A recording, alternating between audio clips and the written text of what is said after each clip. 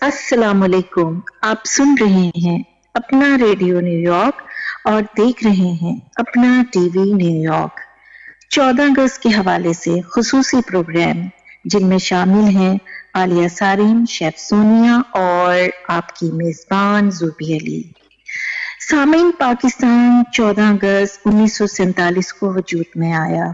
مہینہ تھا رمضان اور رات تھی لیلۃ القدر جب مسلمانوں کو یہ خوشخبری ملی. پاکستان بننے سے پہلے پورے بر صغیر میں 100 سال تک انگریزوں کا قبضہ رہا.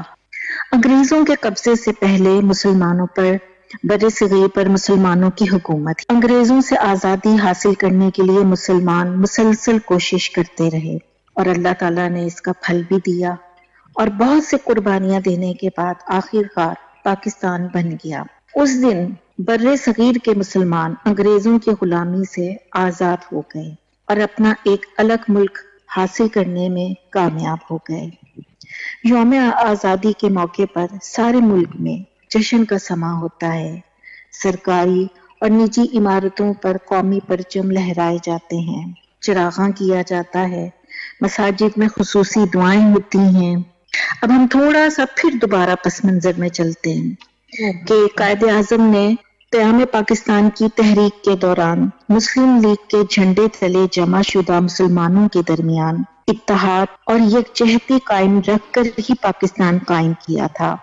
قائد اعظم کا کہنا تھا کہ میری ہمیشہ یہ کوشش رہی ہے کہ مسلمانوں میں اتحاد اور یکجہتی پیدا کروں اور مجھے امید ہے کہ پاکستان کی تعمیر اور اسے عظیم اور شاندار مملکت بنانے کا جو بہت بڑا کام درپیش ہے، اس کے پیش نظر ہمیں اتحاد اور یکجہتی قائم رکھنے کی پہلے سے کہیں زیادہ ضرورت ہے.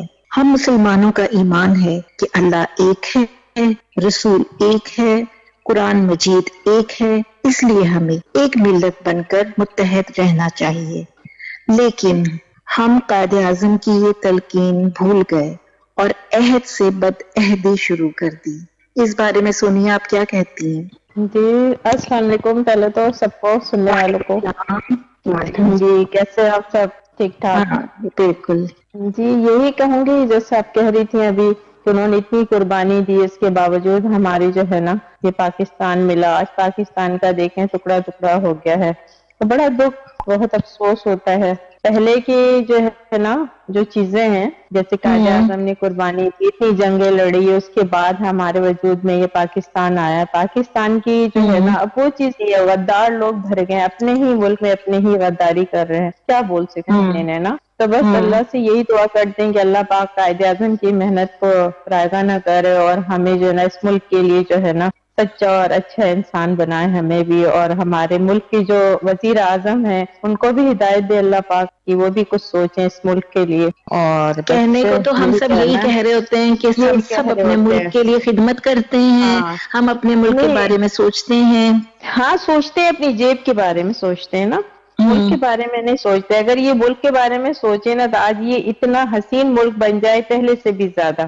اور جو ہے آپ دیکھیں جگہ جگہ پہ ایک سونیا جو یہ تعصب پھیل چکا ہے، ہم سندھی ہیں، ہم پنجابی ہیں، بلوچی، مہاجر نہیں، ہم پاکستانی ہیں. آپ صرف پاکستانی بن کر سوچیں. جی نہیں سوچنا نا ان لوگوں نے تو یہ بات تو بالکل درست ہے کہ ہر شخص اپنے بارے میں بس الٹا سیدھا ایک گمان رکھ رہا ہے. آپ دیکھیں یہ ملک ہے تو ہم ہیں. اگر اس ملک پہ آپ یہ امیجن کریں کہ کہیں دوبارہ خدا نہ خواستہ قبضہ ہو جاتا ہے تو یہ جو بڑے بڑے دعوے کر رہے ہوتے ہیں کہ ہم بہت آزاد ہیں، تو یہ تو صرف محاورے ایک نا کہاوت ہے بس. کو اس میں اگر پنجرے کے اندر تو اس کی آپ حالت دیکھتی ہیں کیسے پھڑپڑا رہا ہوتا ہے. پھڑپڑا رہا ہوتا ہے، صحیح کہہ رہی ہیں. تو یہی ذکر آپ سوچیں کہ آزادی و حقیقتاً بہت بڑی نعمت ہے. اب کوئی مطلب کہ کوئی بہت بڑا محل ہو اور آپ اس کو کہا جائے کہ آپ ساری زندگی اسی میں رہیں گے، باہر نہیں نکلیں گے، آپ کو کھانا پینا بھی اچھا ملے گا، سب کچھ آپ کو آسائش آرام سب کچھ ہوگا، لیکن باہر نہیں آپ نے نکلنا. تو آپ کہیں گے کہ بھائی اچھی جھونپڑی ہے جہاں پہ میں آزاد فضا میں سانس لوں، میں پھروں، تو آزاد صحیح. آزاد. تو یہ صرف یہ جو وہی سمجھ سکتا ہے جو اس کی قدر و قیمت سے آگاہ ہو، پہلے سے اسے پتا ہو. اور دوسرے آپ پاکستان سے محبت کریں، پاکستان کے بانی سے محبت کریں. ہم قائد اعظم کے احکامات سب بھول چکے ہیں، سب بھول چکے ہیں، اس میں تو کوئی شک نہیں ہے، کسی کو پرواہ نہیں ہے. اور یہ وہی 14 اگست منا کے بس بیٹھ جاتے ہیں، چیزیں بس ہو گئی، جھنڈیاں لگا لیتے ہیں. بالکل قائد اعظم وہی ہے نا جنہوں نے تاج برطانیہ کے خلاف اپنا سب کچھ قربان کر دیا تھا. ان کے لیے کیا پرابلم تھی؟ نہ کرتے، اپنی صحت برباد کر دی ہمارے لیے.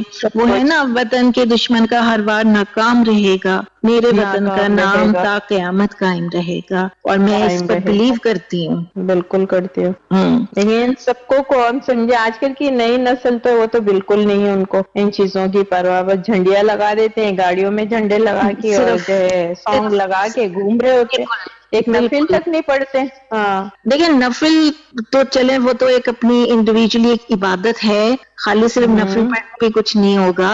آپ اس ملک کے لیے آپ نے کیا ہے، آپ انسان یہ سوچے پہلے کہ آپ نے کیا دیا ہے. یہ سوچے لیا ہے، دیا تو کچھ نہیں ہے، لے رہے کیا دیا. تو آپ سب کو ایک قوم بن کر ہی رہنا چاہیے. اور یہ جو تعصب کی جو چادر اوڑی ہوئی ہے سب نے اس کو اتار پھینکے.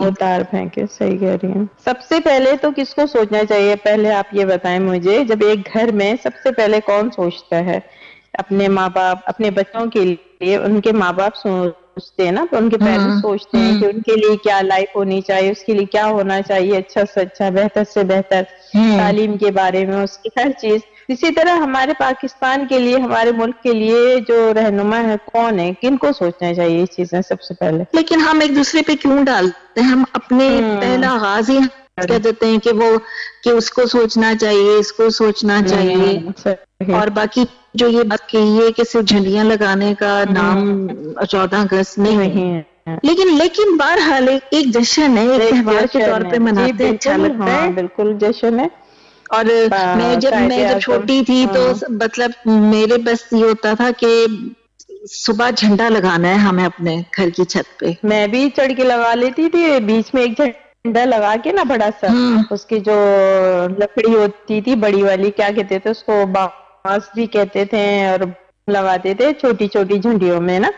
اور جو ہے بڑی خوشی تھی، کھانا بن رہا ہے، کپڑے پہنے ہوئے ہیں، وائٹ سوٹ ہے تو گرین دوپٹہ ہے، اس طرح یعنی کہ جشن جیسے کہ نا. واقعی پہلے کہ جو ہے کچھ دن پہلے تو وہ سنتے تھے نا ہم سانگ، اچھا ہوتا تھا ناہید اختر کی آواز میں.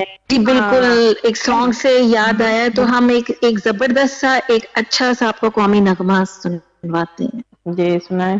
ہم زندہ قوم ہے، پائندہ قوم ہے، ہم سب کی ہے پہچان، ہم سب کا پاکستان پاکستان پاکستان، ہم سب کا پاکستان.